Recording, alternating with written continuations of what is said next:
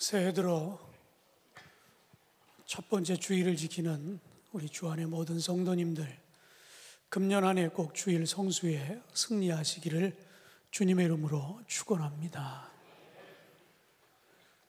우리 풍습에 이렇게 새해가 되고 또 설이 되면 덕담을 하는 그런 풍습이 있습니다.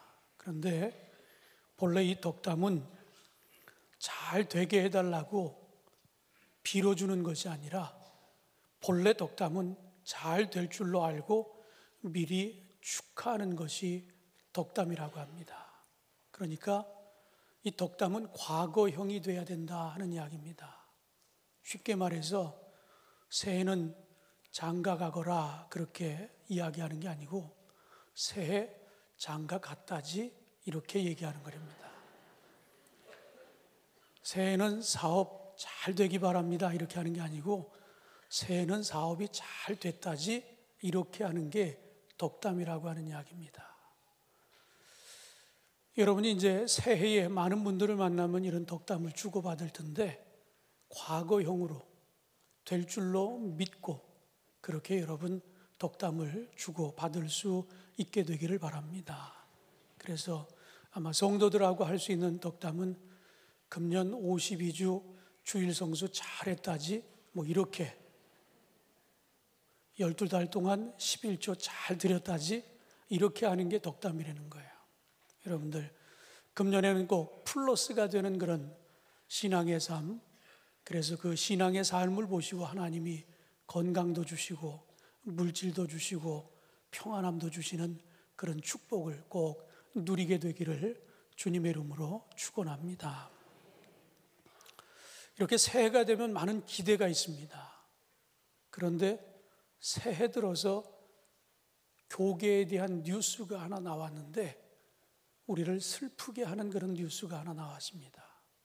우리가 이렇게 좋은 일을 기대하는데 좋은 일보다는 그렇게 좋지 않은 그런 일이 뉴스를 통해 흘러나왔습니다. 그 뉴스는 어떤 뉴스인가 하면 한국교회에 대한 여러 가지 지표들을 드러내는 그런 뉴스였는데 1998년 이래로 한국기독교 목회자 협의회가 4년마다 한 번씩 조사하는 게 있습니다. 기독교인 1000명 그리고 비기독교인 1000명을 대상으로 해서 몇 가지 질문을 하고 그 질문에 응한 것을 가지고 데이터를 내서 그것을 공개하는 겁니다. 매년 4년마다 이루어지는 이 통계가 지난해 2017년 9월 한 달 동안 이 조사를 하고 그 조사의 결과를 며칠 전에 발표했습니다. 금년 들어 새해에 발표했는데 그 결과에 의하면 1998년 첫 해에 조사할 때 한국의 개신교인들이 몇 프로나 될까 하는 그런 통계였습니다. 그런데 98년도 통계를 보면 29.7% 정도 우리 개신교가 될 거다. 그러니까 10명 중에 3명 정도가 개신교도라고 이렇게 대답을 했어요. 그런데 저 막대 그래프 맨 마지막에 빨간 그래프를 보니까 20.3%, 지난해 결과를 보니까 20.3%, 10명 중에 3명이 교인이라고 이렇게 응답을 했는데 이제 한 20년 가까이 19년이 지나고 났더니 이제는 5명 중에 1명 정도가 개신교인일 것이라 그런 통계가 나왔다고 하는 겁니다. 무려 9% 이상이 줄어들었어요. 여기서 그치지 않았습니다. 여러분이 생각할 때 여러분 교회가 성장하고 있습니까? 라고 하는 이런 물음에 대해서 98년도에는 무려 71%가 넘는 사람들이 교회가 성장하고 있다라고 그렇게 응답을 했어요. 그런데 지난해 똑같은 질문을 던졌더니 지난해에는 48.2%가 성장하는 것 같다라고 하는 이야기예요. 무려 20% 이상이 또 줄어들었다라고 하는 이야기입니다. 그렇다면 교회가 정체 내지 감소하고 있습니까? 어떻게 생각하십니까? 물었더니 98년도에는 29.5%가 그런 것 같다라고 대답을 했어요. 그런데 지난해에는 무려 51.8%가 그런 것 같다고 그랬어요. 좋은 쪽의 이야기보다는 나쁜 쪽의 이야기들이 훨씬 더 지수가 높아지고 있다고 하는 것을 알 수 있습니다. 더 심각한 것은 한국교회의 이미지에 관한 그런 설문이었어요. 한국교회를 불교, 천주교, 또 그 기타 믿지 않는 사람들까지 교회를 어떻게 바라보는가 했더니 15% 정도가 교회를 긍정적으로 봤어요. 그래도 교회가 좋은 것이라고. 그런데 그러면 교회가 부정적으로 비춰진 그런 통계를 보니까 무려 69%, 73%까지 교회를 나쁘게 보고 있습니다. 그러니까 10명에게 물어보면 그저 한 사람 남짓한 사람들이 그래도 교회가 괜찮은 곳이라고 평했고 10명 중에 7명 이상이 교회는 형편없는 것으로 그렇게 보았다라고 하는 이런 통계입니다. 그렇다면 이런 통계들이 우리에게 지금 뭘 이야기하고 있습니까? 교회가 위기라고 하는 겁니다. 이렇게 위기가 없었어요. 시간이 지날수록 교인은 줄어들죠. 그리고 교회에 대한 평가는 부정적이죠. 시간이 지날수록 점점 이런 통계가 나온다고 하면 정말 교회가 위기가 아닐 수 없습니다. 그런데 유럽의 교회들도 마찬가지라고 하는 그런 통계가 얼마 전에 나왔어요. 미국의 경제지 월스트리트 저널에서는 영국의 성공의 교회가 연평균 20곳 이상이 문을 닫고 있다 하는 통계가 나왔어요. 그런가 하면 네덜란드에 있는 개신교회가 4년 안에 700개가 문을 닫을 것이다 라고 하는 이런 통계가 나왔습니다. 4년에 700개면 1년에 175개 정도가 문을 닫는다는 얘기예요.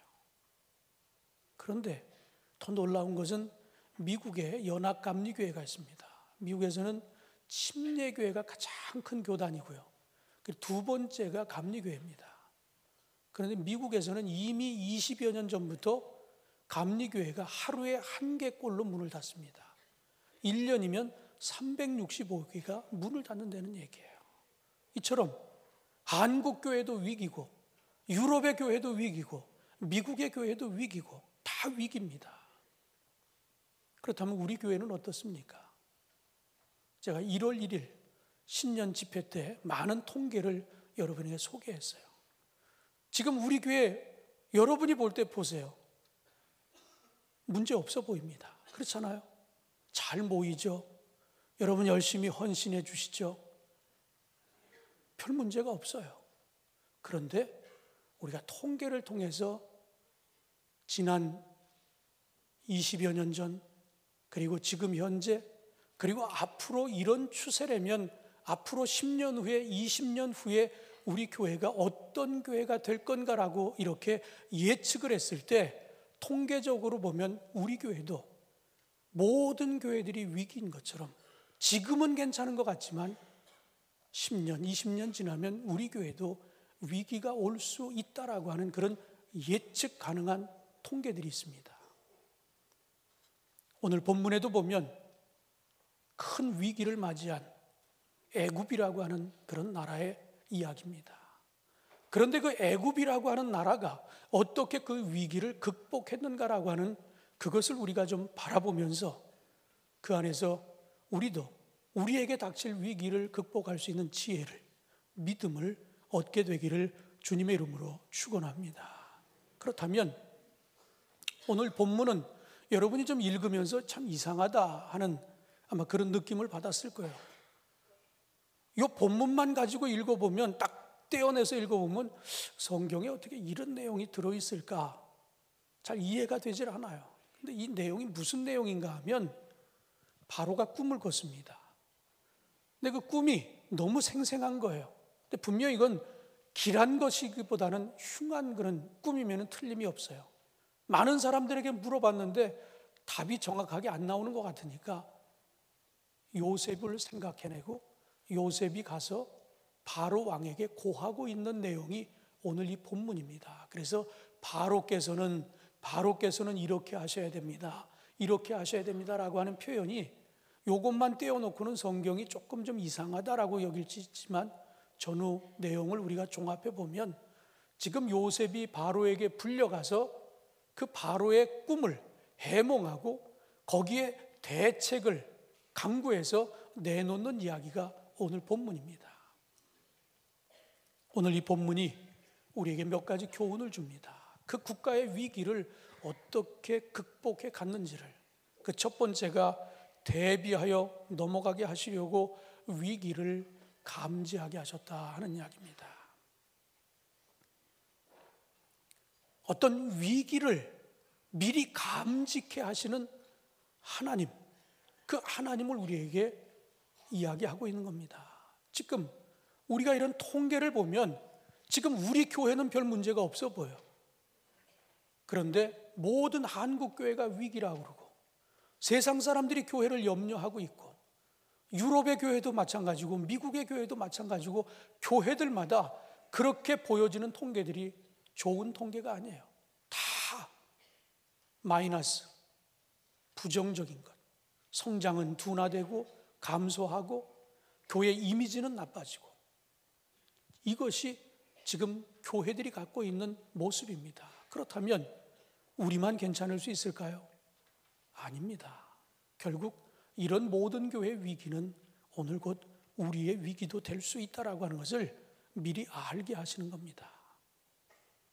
하나님은 처음으로 우리에게 이 본문을 통해 우리에게 주고자 하는 메시지는 위기를 감지케 하셨어요. 그런데 그 감지하는 과정이 어떻습니까? 첫째는 바로가 꿈을 꿉니다.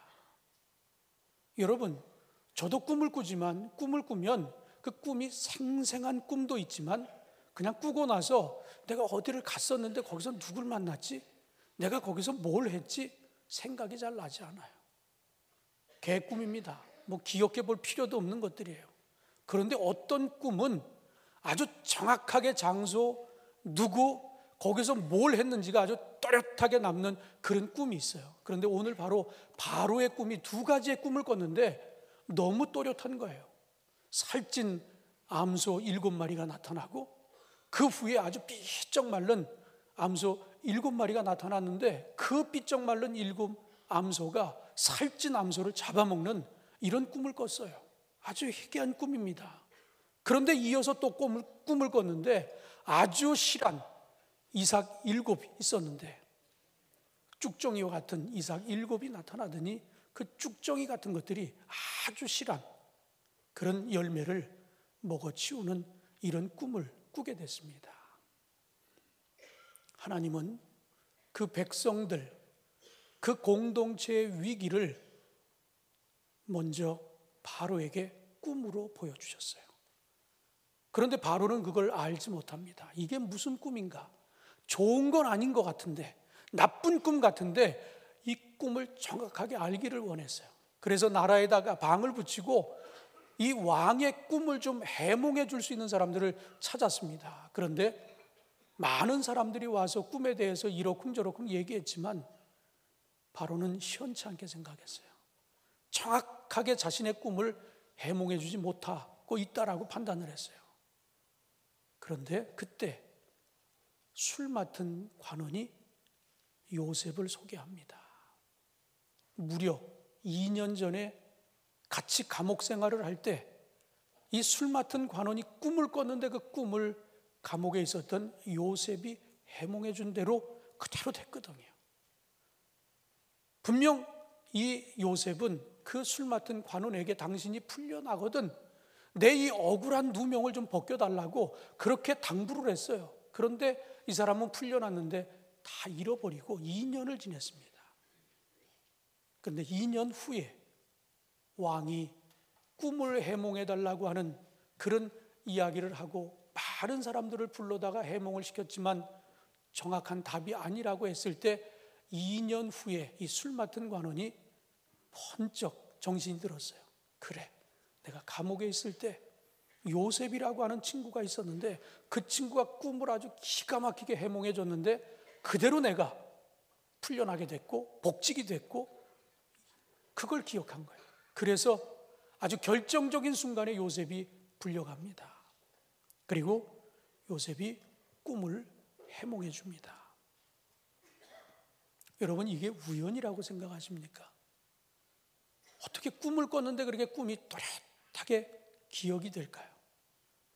그리고 그걸 좀 알고 싶어서 많은 사람들을 불러다가 물어봤는데도 신통치 않으니까 아주 결정적인 순간에 술 맡은 관원이 2년 전에 그때를 생각하면서 요셉을 불러냅니다. 그런데 요셉의 신분은 여전히 죄인이었어요. 지금 이곳은 이집트입니다. 애굽입니다. 그들이 볼 때 히브리 사람들은 천민이에요.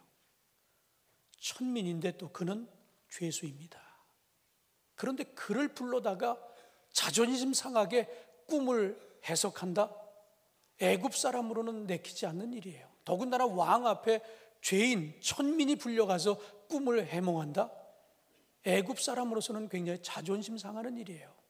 그런데 요셉이 그 자리에 가서 해몽을 했는데 어떤 현자보다도 어떤 술사보다도 아주 정확하게 꿈을 해석해 주었습니다.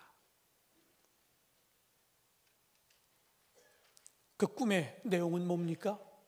살진 암소 7마리, 아주 살진 그런 견실한 알곡 7단이 뭘 이야기합니까? 그것은 풍년을 얘기하는 겁니다. 앞으로 장차 이 나라의 7년 동안 7마리 7단은 7년을 의미하는 겁니다. 7년 동안 풍년이 드는데 바로 이어서 7년 동안 흉년이 들 것이다. 그런데 그 흉년이 얼마나 대단한 흉년인지 앞에 7년 동안 거두어들인 모든 것을 다 까먹고 아주 피폐한 삶을 살 것이라고 하는 것을 해석해 주었어요. 그런데 거기서 끝이지 않고 우리가 잘 아는 대로 대비책을 내놓습니다. 우리가 이 풍년이 들었을 때 우리가 잘 아껴 쓰지 않으면 후에 찾아올 7년의 흉년이 지난 우리의 풍요로움 이걸 다 앗아가고 굉장히 피폐한 삶을 살아가니까 풍년이 들었을 때 대비하지 않으면 흉년에 우리가 큰 어려움을 당할 것이라고 하는 이런 이야기입니다. 여러분, 이 모든 과정이 어찌 보면 하나님의 철저한 이 하나님의 사람을 세우고자 하는 계획, 그 하나님의 사람을 통해서 결국 하나님을 원망하고 조롱하고 멀리했던 그들이 이 한 사람으로 인해서 하나님을 인정하게 되지 않습니까? 민족이 살아나지 않습니까?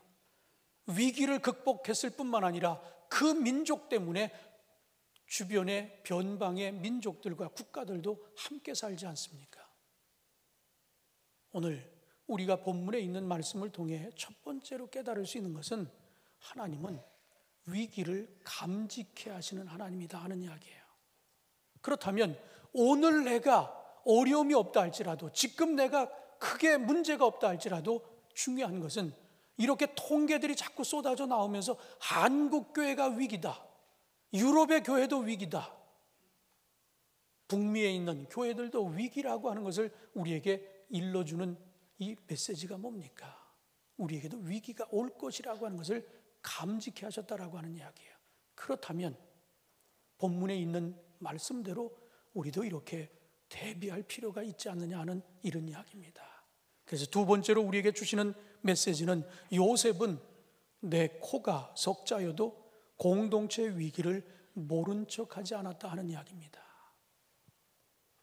왜 요셉이 코가 석자입니까?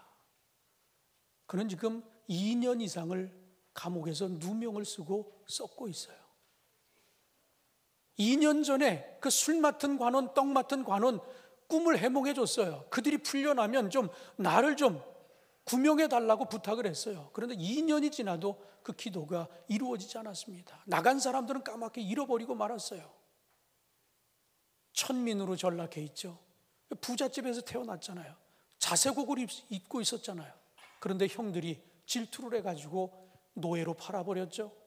노예로 팔려온 집에서 누명을 쓰고 감옥에 갇혀서 2년 이상을 썩었으니까 얼마나 형편없겠어요. 꿈도 다 버리고 모든 걸 다 포기할 수 있는 그런 상황. 그런데도 불구하고 그가 왕 앞에 나아갑니다. 심리적으로 꽤 위축되어 있을 만한 그런 요소가 많은데도 불구하고 남을 신경 쓰기보다는 지금 내 문제도 해결이 되지 않아서 어려움에 처해 있는 그가 왕 앞에 불려가서 왕에게 정확하게 왕이 가지고 있는 꿈의 내용을 해몽해 줍니다. 그런데 여기서 끝나지 않잖아요. 대비책을 내놓습니다. 우리가 에스더라고 하는 인물 너무 잘 압니다. 죽으면 죽으리라. 왜 그 이야기가 나옵니까? 죽으면 죽으리라. 왕이 부르지 않는데 왕 앞에 나간 거예요. 이건 죽을 수 있는 일이거든요. 그런데 죽으면 죽으리라 하는 각오를 가지고 민족을 살리기 위해서 왕 앞에 나간 겁니다. 그만큼 우리나라 옛날도 그랬지만 이 고대의 역사를 보면 왕이 부르지 않는데 나갔다? 그건 죽을 수도 있는 거예요. 왕이 묻지도 않았는데 아무런 얘기를 막 끄집어냈다? 그건 죽을 수 있는 이야기입니다. 그러니까 지금 네코가 석자인데도 불구하고 요셉이 왕 앞에 불렀으니까 나간 건 잘한 겁니다. 그리고 그에게 요구한 건 꿈을 해몽해보라고 한 것, 꿈을 해몽하는 것까지는 괜찮은 거예요. 그런데 주제넘게 왕에게 묻지도 않은 대비책에 대해서 이 꿈은 좋은 꿈이 아닙니다. 그런데 이렇게 대비를 하면 그 흉년을 우리가 슬기롭게 극복할 수 있습니다라고 하는 대비책까지 내놨다는 얘기예요. 자칫 죽을 수 있는 일이에요. 너 묻지도 않는데 쓸데없는 소리 하지 말라고 그렇게 죽을 수도 있는데 내 코가 석자인데 그는 대비책까지 내놓게 됩니다. 결국 그 결과가 어떻게 됐습니까? 공동체가 위기를 극복합니다.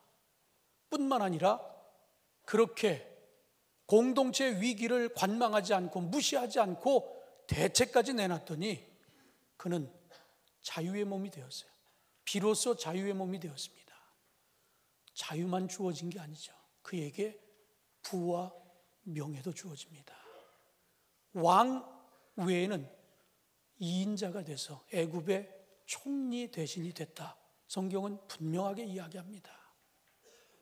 무슨 이야기입니까? 결국은 이렇게 위기를 보고 그 위기에 하나님께서 쓰시는 사람을 세워서 이야기하게 하고 담대하게 전했더니 공동체 위기도 극복했을 뿐만 아니라 결국은 자신이 그토록 기도하고 바랬던 자유가 되어졌고 자유뿐만 아니라 지위를 얻게 되었다라고 하는 이런 이야기가 본문에 소개가 되어 있습니다. 우리가 흔히 새해가 될 때마다 연말쯤 되면 아무개 권사님, 아무개 집사님 이번에 좀 성가대에서 봉사 좀 해주시기 바랍니다. 이번에 좀 교사로 같이 좀 봉사했으면 좋겠습니다. 아니면 선교에서 무슨 부장을 좀 맡았으면 좋겠습니다. 속회에서 꼭 속장을 좀 맡아주셨으면 좋겠습니다. 그런데 의외로 많은 분들이 아주 단호하게 내가 교회 나오는 것도 얼마나 대단한 일인데 뭘 그런 걸 맡기려고 하냐고 거절하는 분들이 많아요. 하던 것도 해가 바뀔 때 난 더 이상 못한다고 손살에 치는 사람들이 얼마나 많은지 모릅니다. 교회 위기가 다가오고 있는데 모든 교회들이 이렇게 이미지도 나빠지고 교회가 다 출석이 줄어들고 숫자가 줄어들고 어려움이 있는데 안 한다는 거예요. 여러분, 요셉은 자신의 코가 석자예요. 신부는 비천한 천민이고요. 그리고 감옥에 갇혀서 몇 년 동안 썩고 있는 사람입니다. 그런데 국가의 위기를 그냥 관망할 수 없었어요. 죽을 수도 있는 일인데 대비책까지 내놨습니다. 그랬더니 하나님이 그 공동체를 위기에서 건져주셨을 뿐만 아니라 그에게 지위도 주어지고 그리고 부도 주어지고 그에게 힘을 실어주셨어요. 여러분, 이거 얼마나 신나는 일이에요. 그렇다면 우리도 한번 도전해 볼 만하지 않습니까?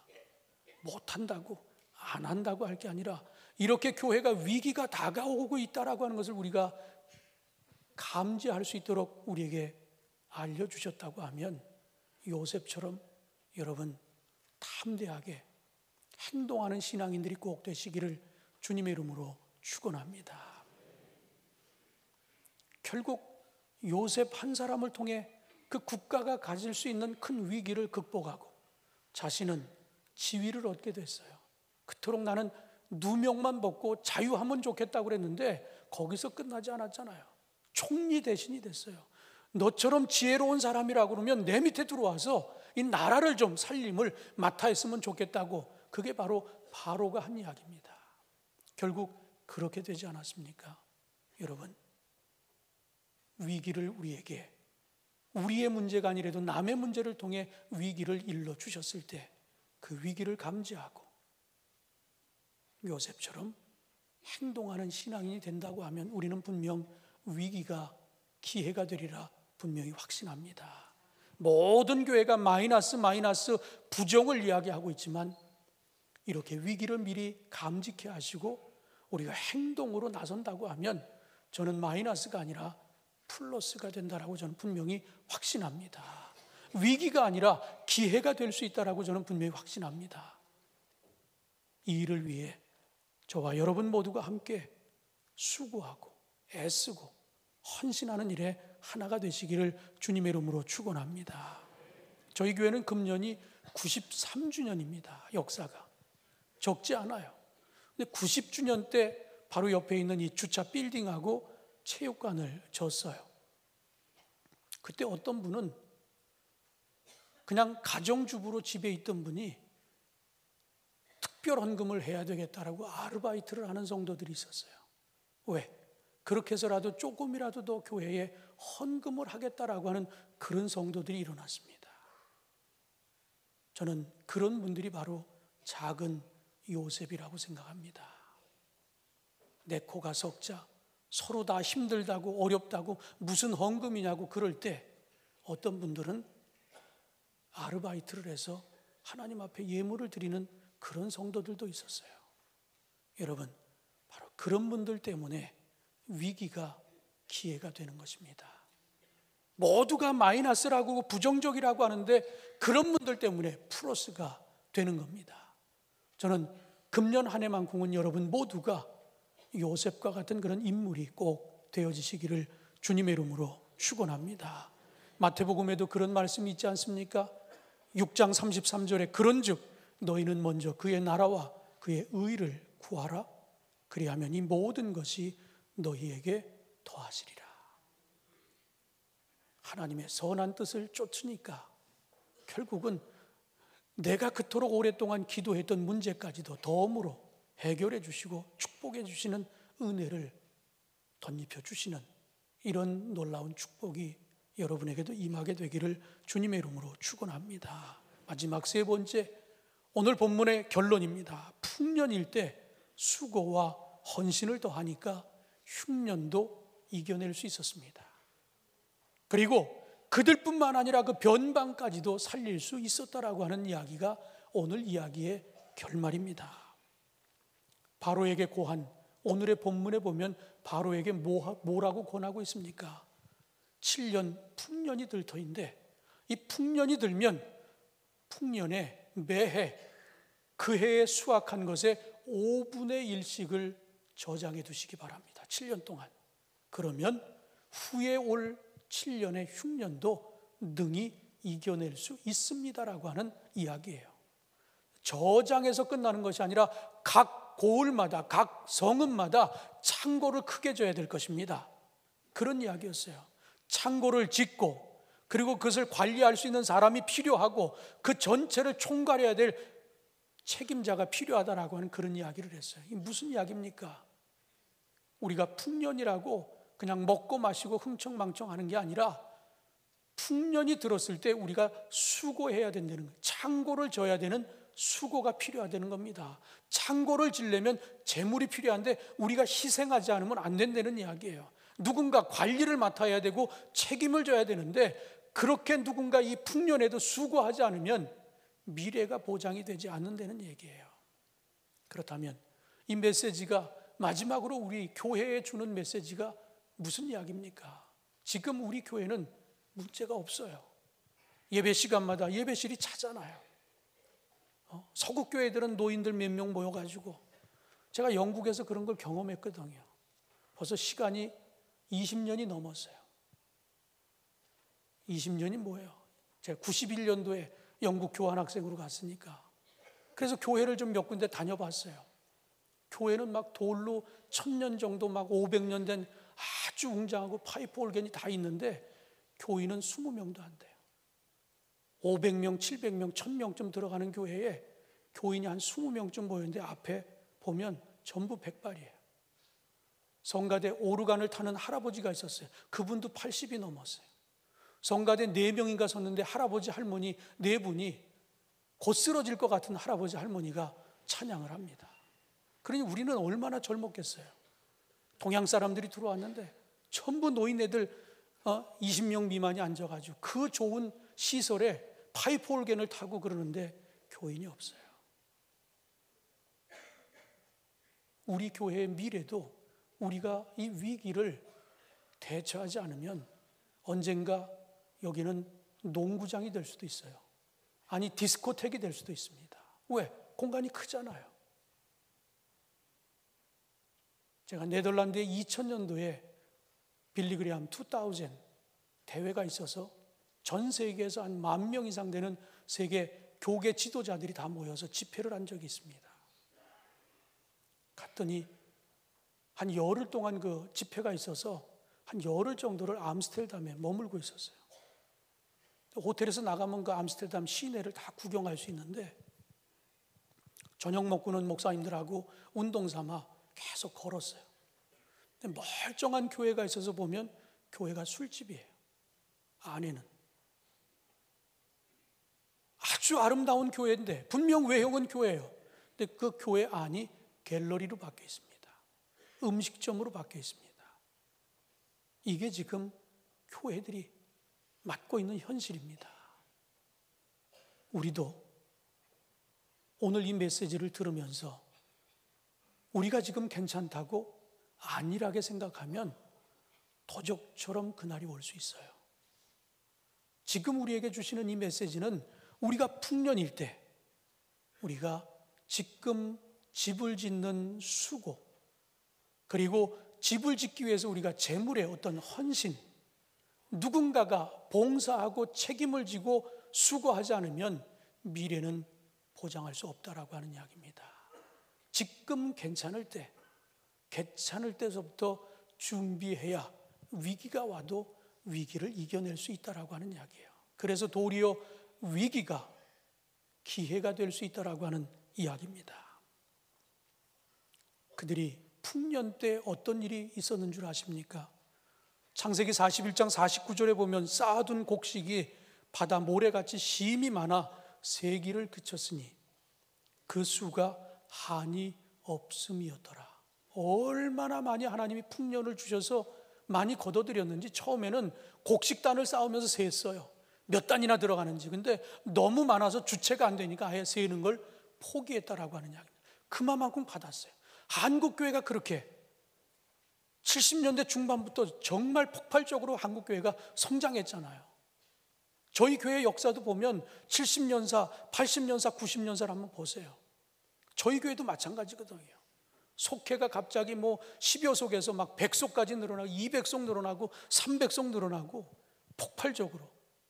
교회를 71년도에 졌는데 10년도 안 돼가지고 교회를 다시 졌잖아요. 그 교회가 이 교회입니다. 81년도에 지어서 82년도에 완공한 교회가 이 교회예요. 그러니까 이 교회도 벌써 35년이 지났는데 35년 전에 이렇게 큰 교회를 진 거예요. 그러니 그때 교회가 얼마나 폭발적으로 성장했으면 그 당시에 이런 큰 교회를 지을 수 있었겠어요. 하나님이 쏟아 부어 주셨습니다. 그런데 우리가 그걸 잘 관리하지 못하고 있어요. 그런데 애굽은 이를 잘 관리하니까 어떻게 됐습니까? 57절 전반부에 보니까 각국 백성도 양식을 사려고 애굽으로 들어와 요셉에게 이르렀으니 라는 말씀이 있어요. 지혜롭게 위기를 극복했더니 흉년을 애굽 사람들이 잘 나는 것뿐만 아니라 그 변방의 민족들, 국가들도 곡물을 사러 애굽에 왔다는 얘기입니다.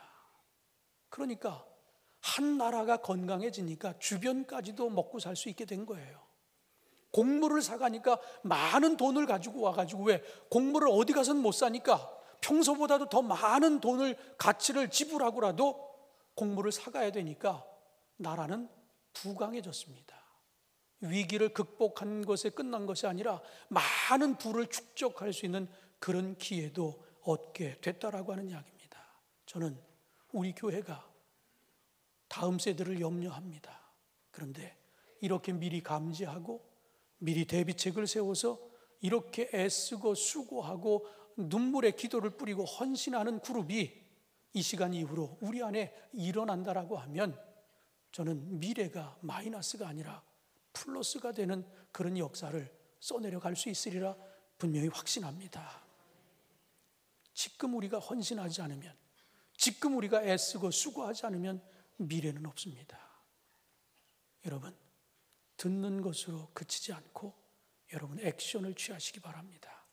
행동하는 신앙인들이 꼭 되시기 바랍니다. 저는 이 가브리엘 성가들 이렇게 볼 때마다 조금 안타까운 게 하나 있어요. 자리가 좀 비어 있거든요. 좀 옆에 의자도 더 놓고 좀 꽉 차고 좀 그러면 좋겠는데 변화가 없어요. 이제 저 자리에 딱 우리 며느리가 하나 이제 새해에 들어갈 텐데 오늘부터 이제 연습하는 거로 알고 있어요. 제 며느리가. 그러면 딱 한 사람 바뀌는 것 같아요. 이래가지고는 어렵습니다. 이래가지고는. 정말 새해가 바뀌면 더 많은 분들이 들어가서 내가 새해부터는 좀 뭘 해보겠다라고 하는 사람들이 일어나야지, 하던 것도 내려놓고 이제는 뭐 내가, 그런 사람들이 많아지면 희망이 없는 겁니다. 여러분이 이런 이야기를 들을 때마다 그래, 내가 교사를 하든지 성가대를 하든지 아니면 주차 봉사를 하든지 아니면 식당에 가서 그릇을 좀 닦든지 내가 뭔가를 좀 해보겠다라고 하는 이런 애쓰고 수고하는 이들이 일어나야 미래가 희망이 있습니다. 신년에 우리 함께 나눈 말씀 여러분 가슴에 새기면서 미래를 지혜롭게 준비하는, 그래서 마이너스가 아닌 플러스를, 그 역사를 써가는 저와 여러분 꼭 되시기를 주님의 이름으로 축원합니다. 기도하겠습니다. 하나님 감사합니다. 오늘도 하나님께서 바로의 꿈을 해몽하는 요셉의 모습을 통해 우리에게 미래에 우리가 닥쳐올 위기를 이렇게 하나님의 사람을 통해 대비하고 결국은 위기를 기회로 삼았던 이야기를 우리에게 들려주시며, 모든 교회들이 위기라고 부르짖는 이때 우리가 좀 괜찮다고 아니란 생각을 갖기보다는 모두가 함께 맞이하는 위기임을 감지하고 요셉처럼 내 코가 석자지만 그럼에도 불구하고 용기 있게 나서 해몽뿐만 아니라 대비책을 내놨던 것처럼, 그래서 그 일 때문에 그 대비책에 많은 사람들이 재물을 바쳐가며 건물을 짓고 수고하고 애쓰고 희생함으로 위기를 기회로 만들었던 이 역사를 바라보며 우리가 지혜를 얻기를 원합니다. 그리고 우리가 요셉이 되기를 원합니다. 그 시대에 헌신했던 애썼던 사람의 모습을 우리 안에서 찾기를 원합니다. 아버지 하나님, 위기를 기회로 만들게 하여 주옵소서. 모든 그래프가 마이너스를 그리고 있지만 하나님이 함께 하시면 플러스로 우리의 역사를 만들어갈 수 있다라고 하는 것을 우리가 한번 보일 수 있도록 축복해 주시옵소서. 감사하며 예수님의 이름으로 기도드리옵나이다. 아멘.